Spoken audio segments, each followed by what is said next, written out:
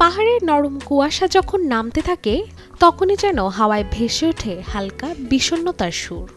সেই সুরেই বহু বছরের অপেক্ষা আর অপূর্ণতার ব্যথা বুকে নিয়ে আবার একসঙ্গে পর্দায় ফিরলেন বাংলা সিনেমার দুই জাদুকর অঞ্জন দত্ত ও মমতা শঙ্কর। সপ্তাশু বসু পরিচালনায় যে নতুন ছবির নাম দেরি হয়ে গেছে।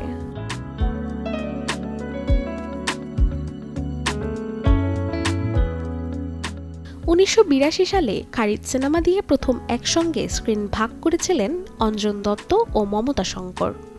এরপর পেরিয়েছে বহু বছর, বহু সিনেমা, বহু চরিত্র, তবু তাদের জুটির ম্যাজিক আজও অম্লান।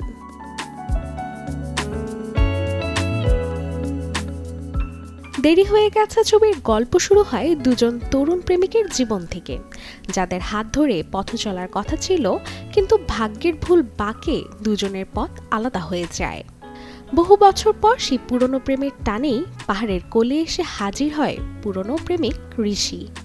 কিন্তু যে মুখটি সে খুঁজছিল, সেই সংঘমিত্রা আজ অন্য পুরুষের বিধবা, বুকে নিয়ে জীবনের কঠিন অধ্যায়।